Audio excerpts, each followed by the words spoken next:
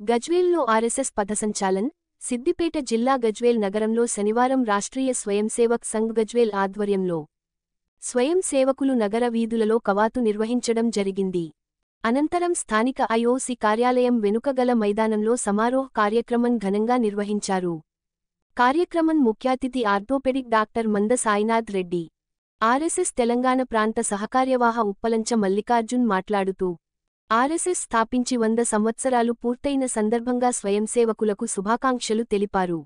గ్రామీణ ప్రాంతాలలోనికి ఆర్ఎస్ఎస్ వెళ్లాలని, ప్రతి ఒక్కరూ ఆర్ఎస్ఎస్ గురించి తెలుసుకోవాలని, చిన్న వయసు నుండే చిన్నారులకి దేశభక్తి పెంచే విధంగా తల్లిదండ్రులు కృషి చేయాలని అన్నారు.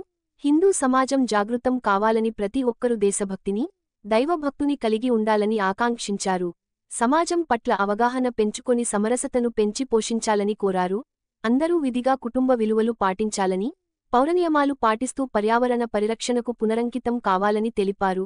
కార్యక్రమంలో సామాజిక సంస్థ విధిగా ప్రాంత అధ్యక్షులు డాక్టర్ నరేష్ బాబు గారు, స్వయం సేవకులు, మహిళలు, వివిధ సంఘాల నాయకులు పాల్గొన్నారు.